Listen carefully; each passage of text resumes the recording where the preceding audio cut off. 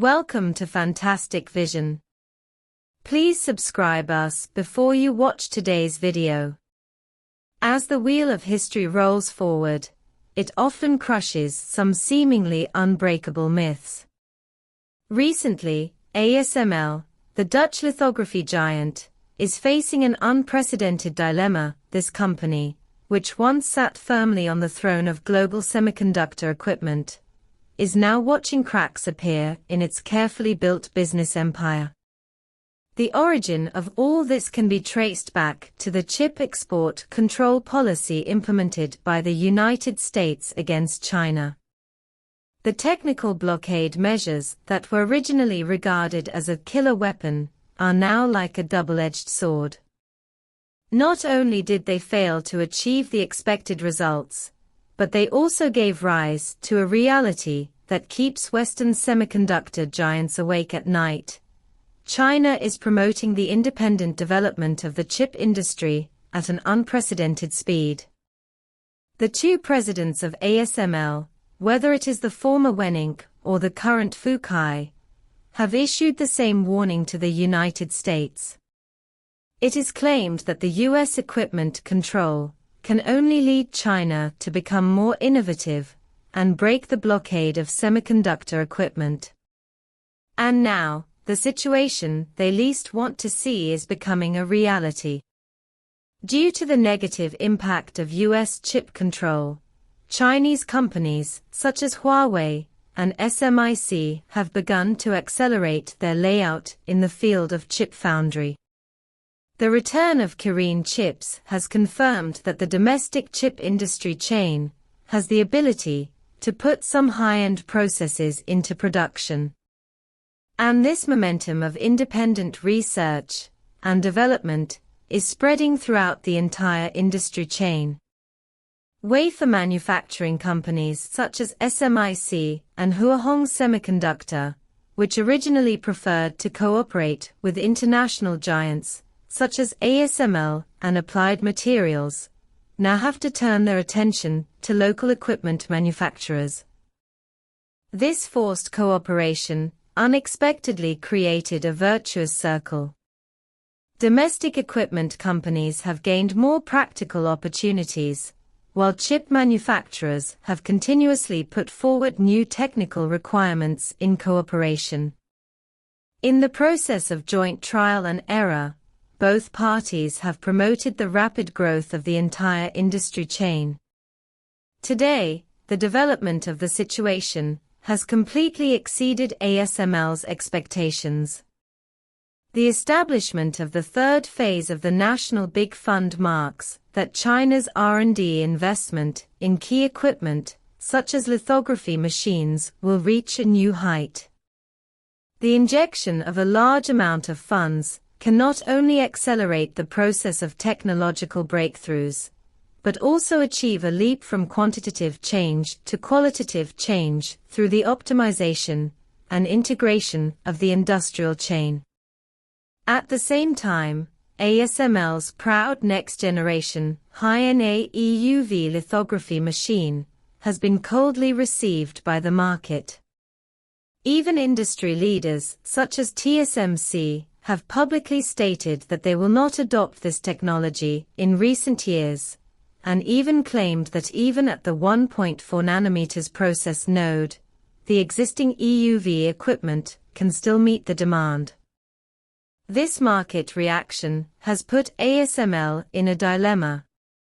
On the one hand, the investment in technology research and development is already astronomical. On the other hand, customers' willingness to buy is declining.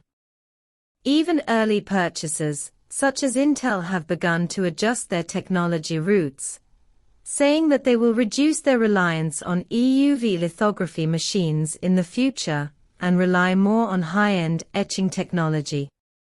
From this incident, we can clearly see a simple logic. That is, any attempt to maintain a monopoly position through technological blockades may ultimately backfire.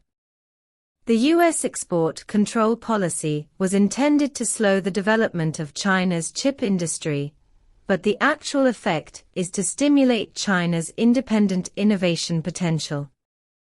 It's like someone who wants to stop a river, but eventually finds that the river has found a new direction. The dilemma of ASML actually reflects the strategic misjudgment faced by the entire Western semiconductor industry.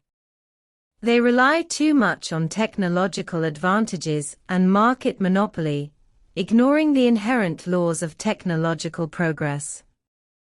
History tells us that no technological barrier is insurmountable. The key lies in whether there is enough determination and investment. When China is determined to break through the lithography technology, the rest is really just a matter of time. Just like the breakthroughs in beta navigation, manned spaceflight, deep-sea exploration, and other fields, China has the ability to achieve a transformation from following to running side by side and then leading in key technology fields. The challenges facing ASML in the future are far more than this. According to industry sources, the company is planning a more high-end Hypo-NA EUV project, but this idea faces huge doubts in terms of technical realization and commercial feasibility.